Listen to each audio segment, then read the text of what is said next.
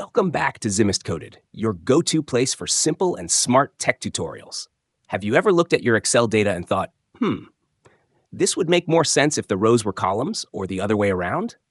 Don't worry, you're not alone. In today's video, I'll show you just how easy it is to flip your data in Excel using a feature called Transpose. So let's dive right in.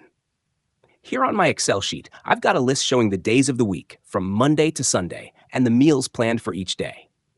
Right now, everything is arranged in rows. But what if I want this same data to appear in columns instead? Let's make that flip.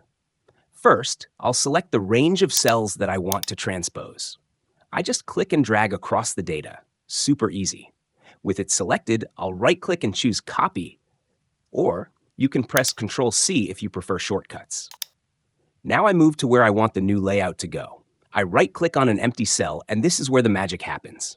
From the paste options that appear, I look for the one with both a horizontal and vertical arrow. It's the Transpose icon. Just click that. And boom, my rows are now columns.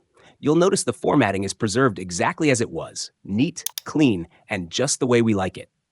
Now let's flip it back, columns into rows. I'll simply copy the newly transposed data, just like before, right-click in a new spot, and again choose the Transpose option. And just like that, I'm back to rows. This trick works beautifully whether you're working with small tables or large datasets.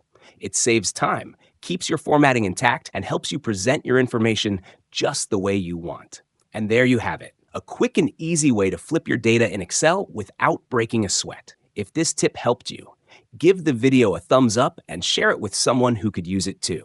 Thanks for watching Zimist Coded. Don't forget to hit that subscribe button and turn on the notification bell so you never miss a smart Excel tip again. See you in the next one.